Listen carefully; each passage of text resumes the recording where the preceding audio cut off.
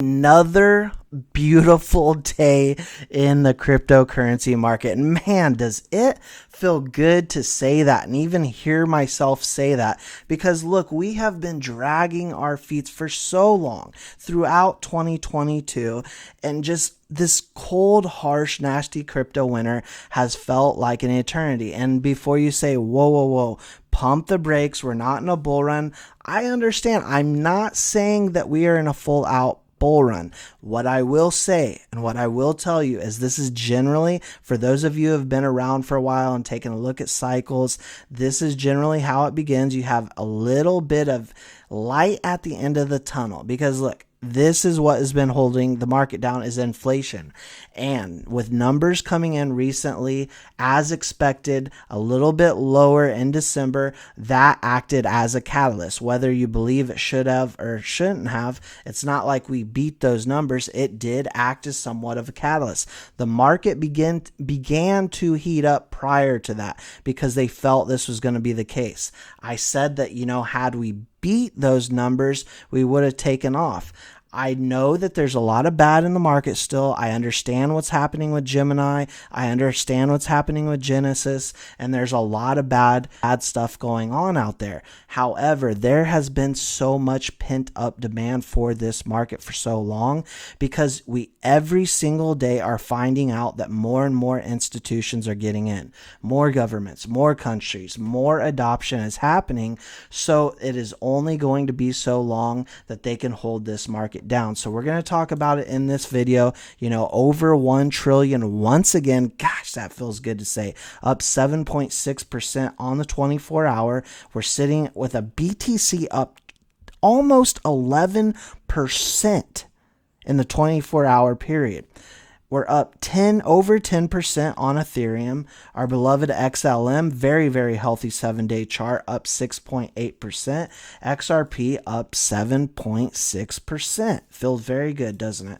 MoneyGram put this out. We teamed up with Stellar, Org, Circle, and Refugees, which we know is the UNHCR, to introduce Stellar Aid Assist, which delivers relief funds quickly, affordably, and efficiently to individuals in crisis. So this was one of the accomplishments that MoneyGram was talking about in a tweet today, about looking back at 2022, things that they have accomplished. And I couldn't be happier to say that we are working with MoneyGram, which they have over 360 some thousand offices worldwide. Mr. Intuitive put this out.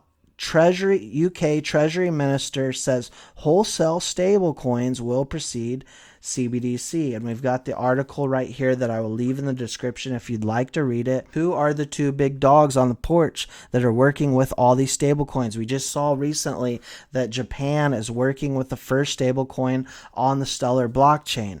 We see it every single day happening in front of our faces. Stellar now working in Ukraine to help aid and assist displaced and war-affected individuals. And what do we have coming up? The World Economic Forum. The World Economic Forum in Davos is about to happen. Danielle Dixon will be one of the main speakers there.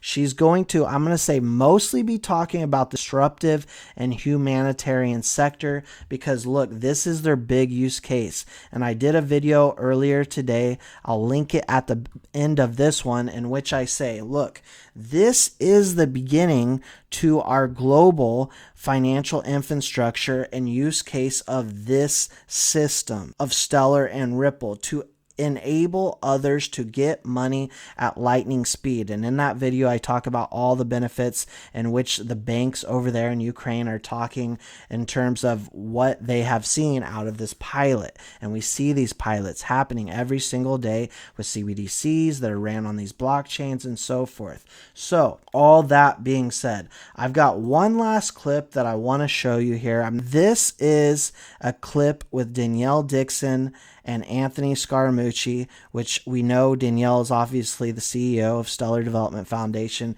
Anthony, obviously very big in the blockchain sector, owns a ton of Algorand, has worked a ton with that foundation, and she has been friends with him for a long time and talks to him about use case. And I think that this is very, very helpful to understand very quickly some of the use cases that are already being implemented and how this will move the world forward. That's all I got for you for now.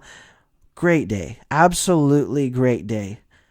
I am so happy to be able to say that. When you think about, I almost wish that we were having this conversation at a different time so that we didn't have to be talking so much about this, because there's so much that you've done and so much of that you've focused on in this industry, but also beforehand. When you think about this industry, and you've spent so much time in financial services and just understanding the needs financially of folks, what are the use cases that you see that blockchain can actually help to solve, either replacing or, in my view, enhancing the financial infrastructure of today?